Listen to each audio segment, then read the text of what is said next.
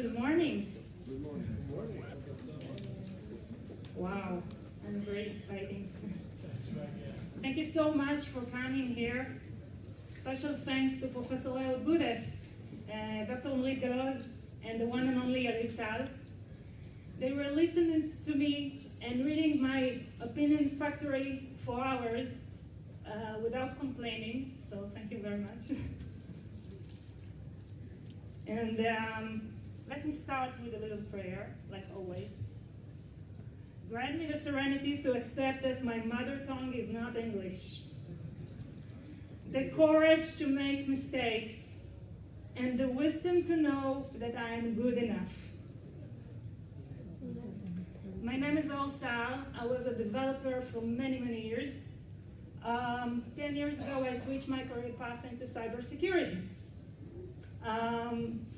I do some penetration testing, application security, consultant in the governmental section and also in the private section. And Yariv Tal and I found Secure from Scratch.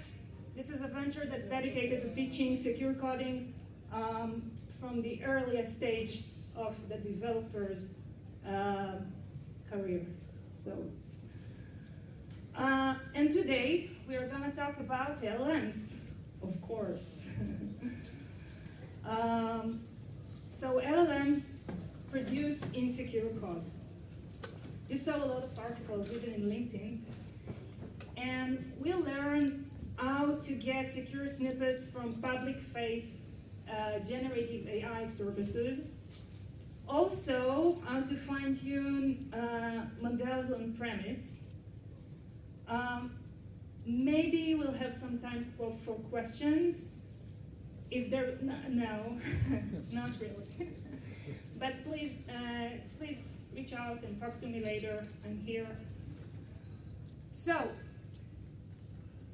you saw a lot of information about the end of the developer's era.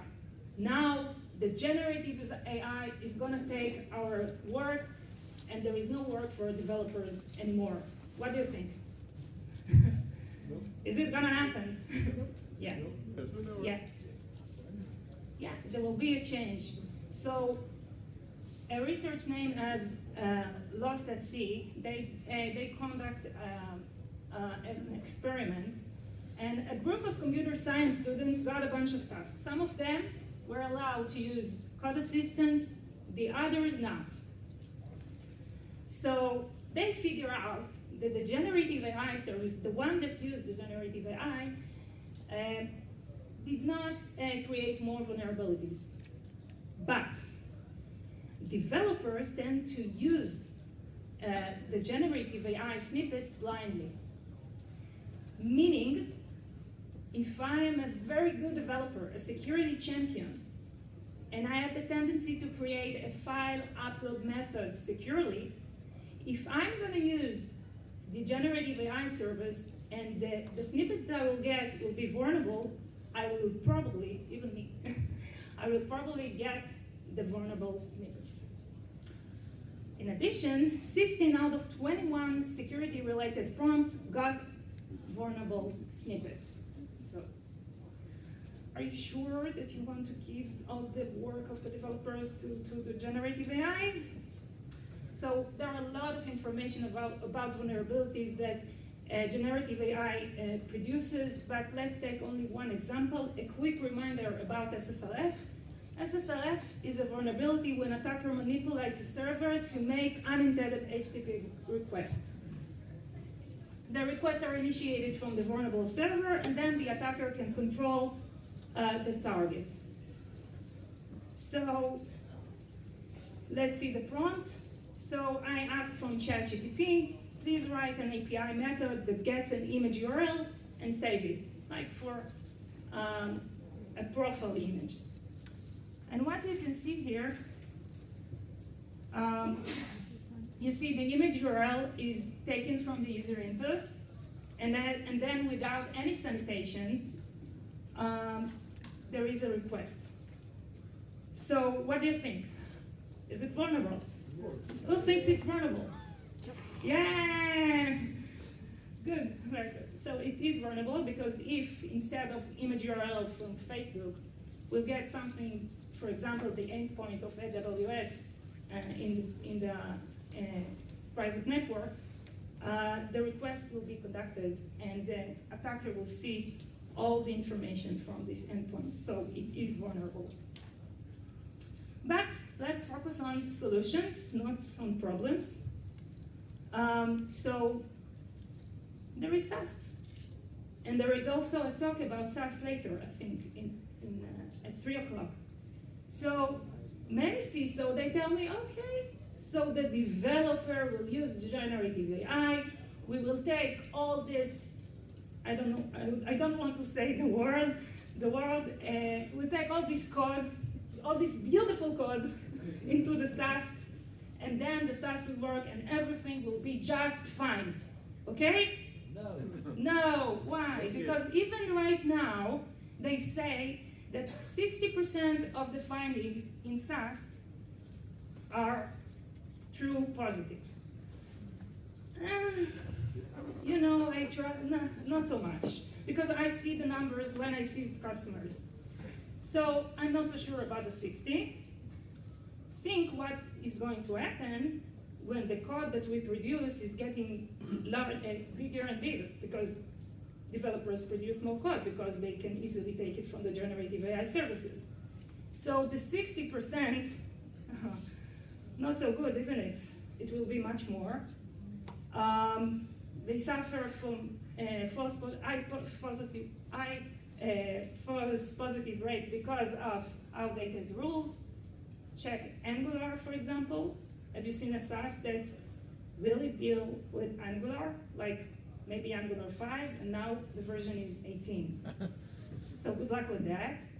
And also, have you seen what happened when SaaS attempts to scan an application and doesn't have all the source code? Like there is a solution, but we scanned some of the solution and we don't have access to all the projects in the solution. So also there is a lot of false positives. So I don't think it's the solution. And we can try to improve the prompt. So we can ask for secure code, okay? What do you think? Is this gonna help us? To an extent. Partially. To an extent, yeah. So I saw that generally speaking, it helps. Sometimes it doesn't. For example, if our LLM, based on a code repository, and in the code repository there were questions, developer questions, about how to develop a file upload method, and the response was very good, like without mentioning the word secure. So the LLM doesn't connect the word secure with the file upload, so it can ruin the snippet. Because as soon as I will write the word secure, if the LLM didn't see it before, then the snippet will be something else. So in most cases it helps. I saw one occasion that it actually ruined the response. We can be specific. We can ask the developers to be specific, like prevent SQL injection, but they can't know all the vulnerabilities. Even security professionals, they don't know all the vulnerabilities. So how can we expect that after the developer gets a security awareness workshop once in a year, they will remember all those vulnerabilities? We cannot expect that much. We can also take the role-oriented prompts, like you are a security-focused senior developer. It might help. And for sure, we can trust the model with secrets, like API secrets, password. I test it again and again, and every time I get the wrong answers from different versions of the LLMs. We can trust the LLM with obfuscation, and we can trust the LLM with new technology, or technology that is not commonly used. Okay, so what can we do? So we cannot expect the developers to know how to improve their prompt. So as an organization, there is a very good solution in OpenAI API, and everyone can go to this URL and create an assistant. And in this assistant, we can write all the instructions that we want, like prevent SQL injection, when you create a file upload method, do this and that. When you create SQL data layer, do this and that. And we can write all these instructions in the assistant. And then we can share the assistant with all the developers in our organization, and it will be much better because they don't have to memorize all these instructions by heart. Yeah? It's too much expectation. So what do you think? Is it a good solution? Partially. Partially. Yeah? Well, let's figure it out. So here, can you see something? Yeah. Yeah? Is it okay? Okay. So something. A dot. Okay, so this is the assistant interface. If you go to the URL that I showed before, you can see this interface. And there is a system instruction in the left side. There is the name and then the system instruction. And in the system instruction, we can write all the instructions that we want to give our model, our configured model. And then you can see in the right side, I get some instruction about file upload, and you can see that the snippets in the right side is very good. It's perfect. Yeah, so why not using it? What do you think? Do you have an idea? Content type? Hmm? Content type? Content type? No, it's fine. Yeah, everything is fine. Yeah, the snippet is good. Yeah, maybe I really do care about it. Like, I gave it very good instructions. So this was the instructions for file upload. But we have like millions vulnerabilities. And this is only for 5 vulnerabilities, 5 security scenarios. What is going to happen when I provide all the security scenarios in the world, or maybe for a domain, like if the company deals with web application or mobile application, but still it's huge. So why do we care? Why do we care? The system prompt, Context expenses. it's very expensive because what is going to happen behind the scene? When the developer writes a prompt, the user prompt is combined with the system instructions. And then we'll have something really huge, okay? So this is a problem. It might take time to process all these huge prompts. Also, it costs more money. And we have a risk of truncation because of the output limit. So maybe it's not so good after all. Yeah, it's good enough for something that basic, but if we put a very long system instruction, then we really have a problem. So we have a solution. OpenAI gives us the service of fine-tuning. And this is a very good service. I tried the fine-tuning job. It took like 20-25 minutes to create the fine-tuned model. When I added additional of 4 security scenarios, it took like maybe 5 minutes more, but it's good. And the results were great. Like you can see in the left side, the results of ChatGPT 4, and in the right side, you can see my fine-tuned model. So it works. So I can create the fine-tuned model in OpenAI, share the fine-tuned model with the developers in my organization. We can also connect this model, by the way, to IDE extensions. So it works in the development environment as well. So this is a very good solution. But there is always but. There is always but. We always think about the but, yeah. It sounds like a more problem for RAG, not for fine-tuning. Don't you agree? I don't want to talk about RAG. There are many.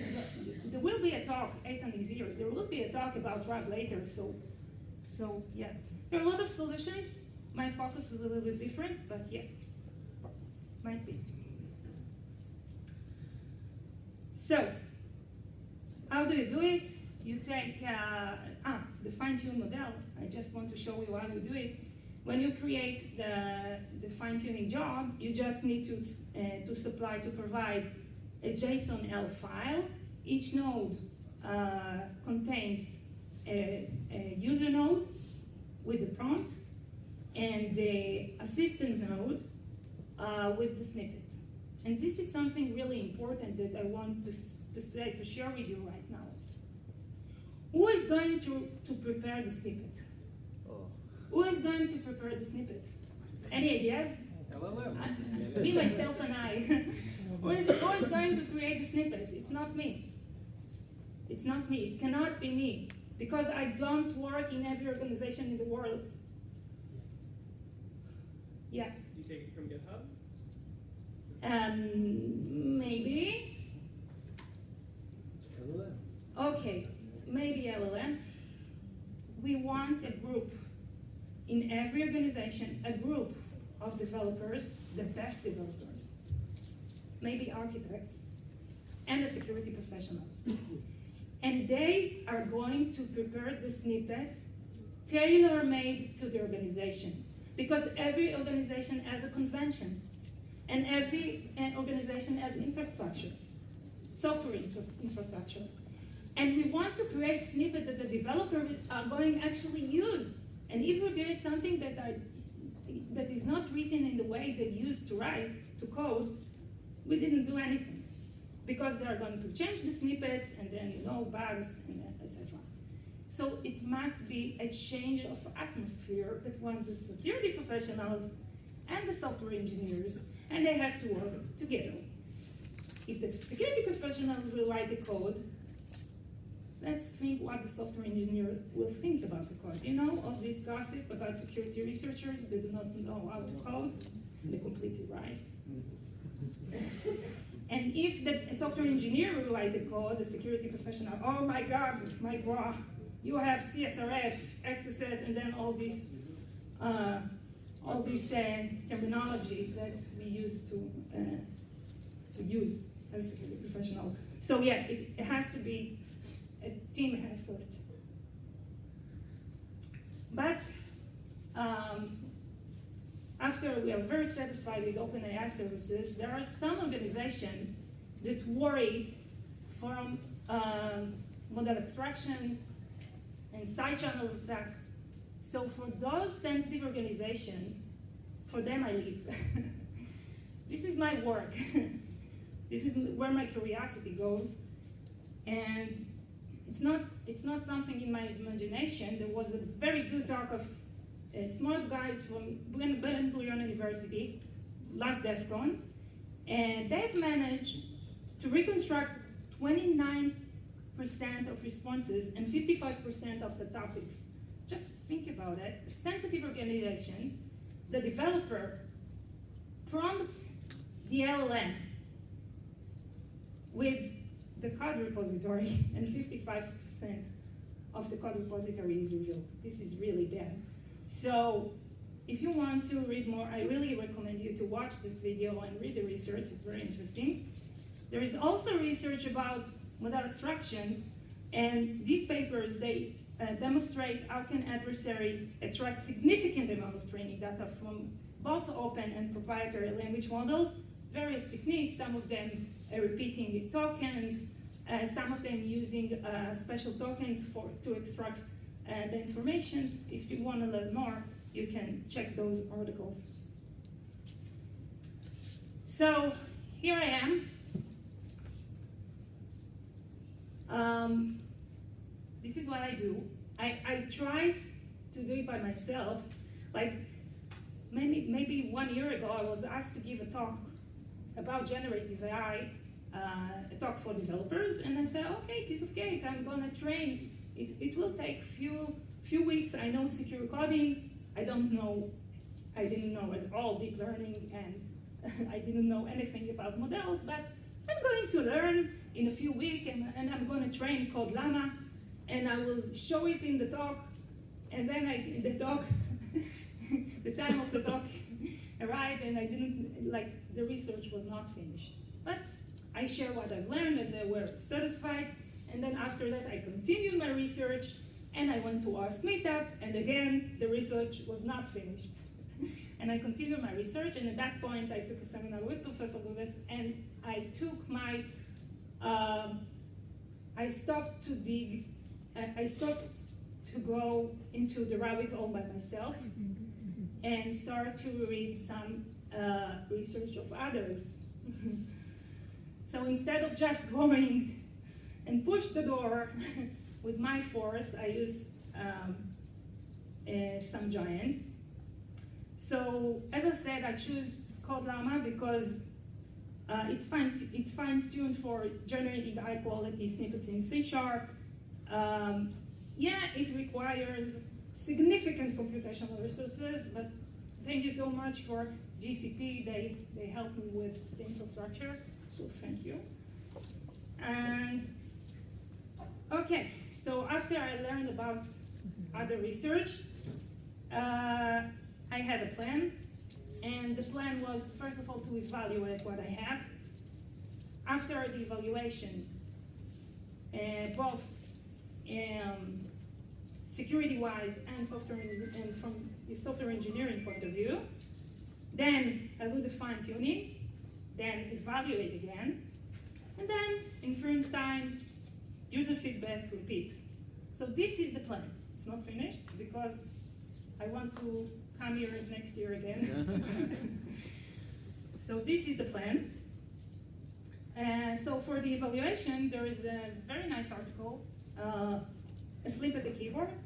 And what they did is to create, they choose some CWEs. For each CWE, they asked Copilot to supply 25 optional completions. Then the code was combined with the source code, and then they checked the results with CodeQL. So this was one way to evaluate. Another one is a tool named as LLMs Code, and their research deals with different LLMs. Of course, they use the same data set of prompts, and they also, what they do is very interesting. They evaluate for secure coding, but they also evaluate for automated programming.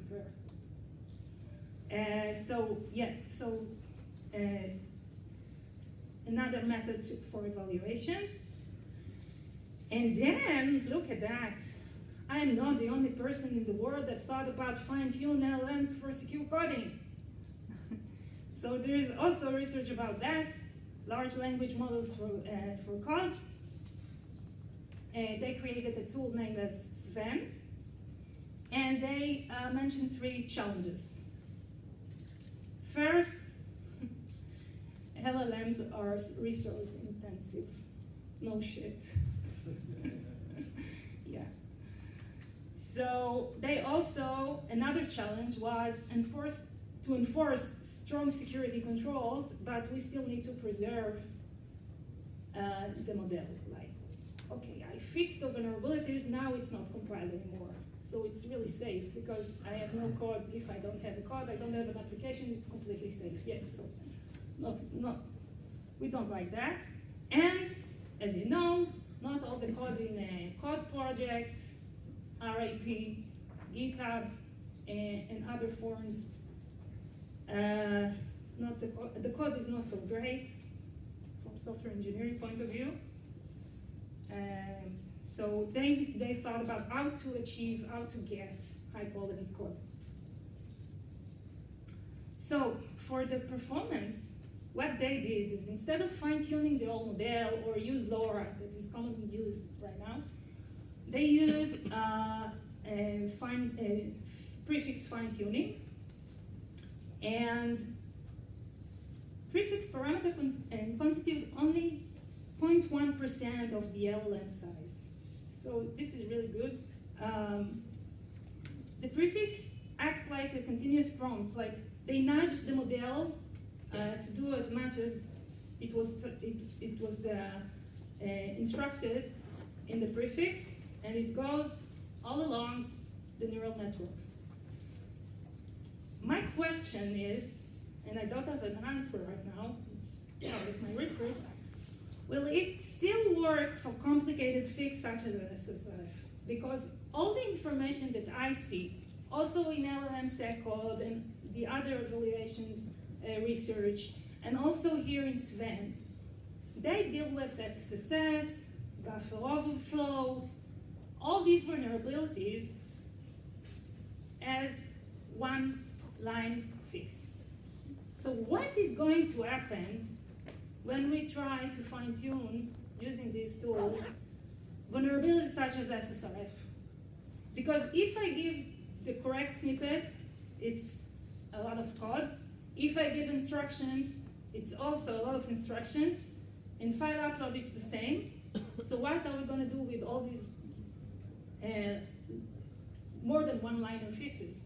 So I'm not so sure that it's going to work. I suspect there will be performance issues in inference time. Regarding the second challenge, they focus on training only the security critical regions. They didn't fine-tune all the regions, just the important ones. It also reduces memory and computational cost, so it's good. This method is good. The challenge is to identify the critical security regions. Yeah? Let's hope they did a good job. And regarding the third challenge is they took GitHub commits and they trained the model with those pair of commits. They took the fixed version and trained the model. Fun fact, they also created another model and they took the vulnerabilities, the part of the vulnerability to train another model. And think about the scenario. These guys are really bad. To put a model, a completely vulnerable model in Hugging Face, wait for a very nice customer to take this model, maybe they have a way to identify which web application use or another application use this vulnerable model, and then they have a free ticket to the kingdom. Okay, so they did it both. They also trained for the good model and for the bad one. And this is where I am. We're with GCP. So I created, of course, at that point, I had my own experiments in GCP, and also I read the articles of other, and I have some baby with my ideas, with other ideas. And so this is the machine that I created in the cloud. I use NVIDIA A100 GPU. You don't need this architecture for inference, it's just for training. For inference, you can use Tesla T4, it's more than enough. You can take it from your kids. If you have kids that play with, you can take their, if they don't behave very nice, you can take it from them. Okay, and what I've learned. Okay, so first I prepare prompts that tickle security issues, but not the one-liners, because I'm not curious about the one-liner. I like the complicated ones. So I created some security issues, and of course the response was vulnerable. I fixed those snippets, and then I taught the model the new snippet. Okay, and I had some issues. At that point, I think I went to OWASP meetup, and I told them that it doesn't work, and I'm still struggling. So I had an issue with a tokenizer. A tokenizer is a kind of map, special tokens, and if I don't behave it in a very organized way, I can have a mess in the model. So I had a bug in the tokenizer. And because I had a bug in the tokenizer, I used like million epochs, not 200 epochs to train the model. And it was trained. But then I asked the model to provide hello world. And instead of hello world, I got something like anti-SSRF snippets. So I thought, oh my gosh.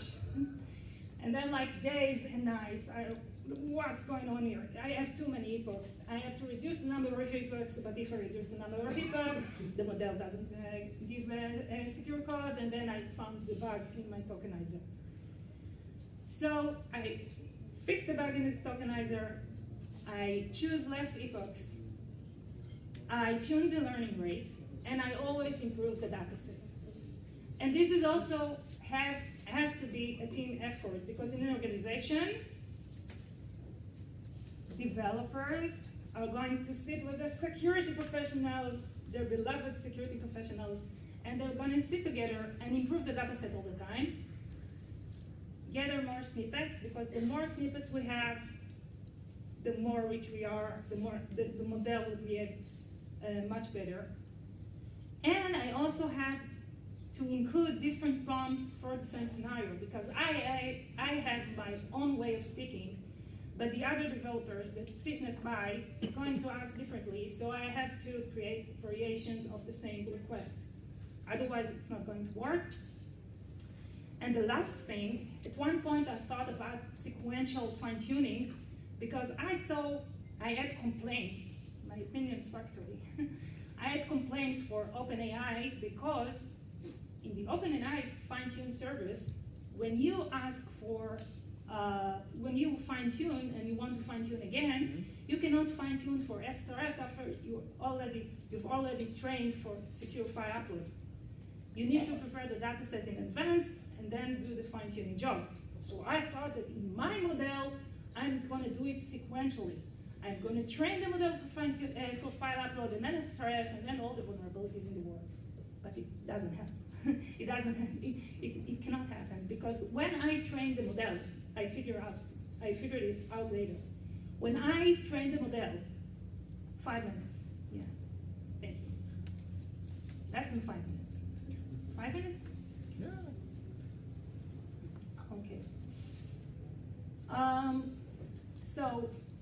So think about it.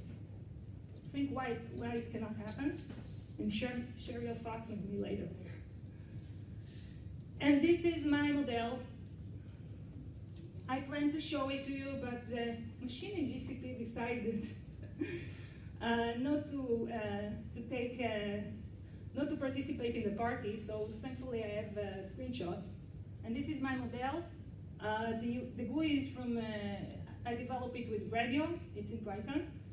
And here you can see my question: develop a file upload feature in C#, and I have the secure snippets for that.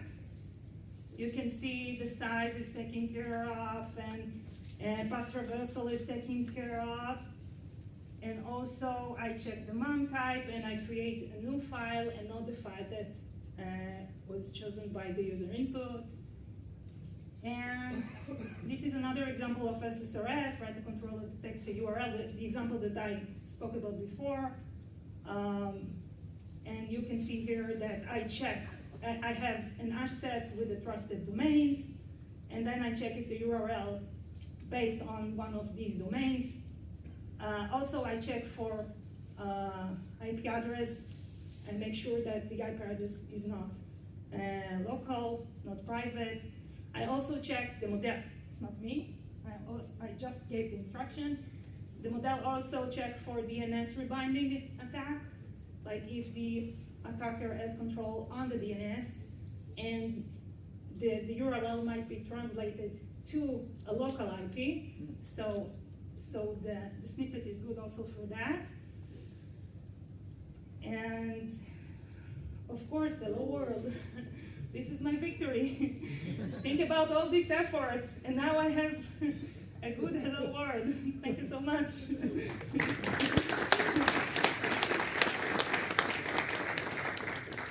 Yeah, of course, this is just a sanity check. We can use the evaluation method that I mentioned before to check that the model is fine. Summary, like the dramatic. 2025, and code is still insecure. LLMs introduce vulnerabilities. Developers, yeah, thank you. Developers tend to accept vulnerable code. Think about the experiment that I spoke about. We can fine-tune public face generative AI services, and this is a very good solution for most of the organizations. And we can fine-tune models on-premise or in the private cloud. All the articles that I mentioned are here in the references. I shared the PDF, don't worry, in the chat, so you can download it later. And this is me, Sahar. Thank you so much for listening to my opinion factory. Thank you for your patience. Please, let's talk. We don't have time for questions, but please, let's talk later. Thank you so much.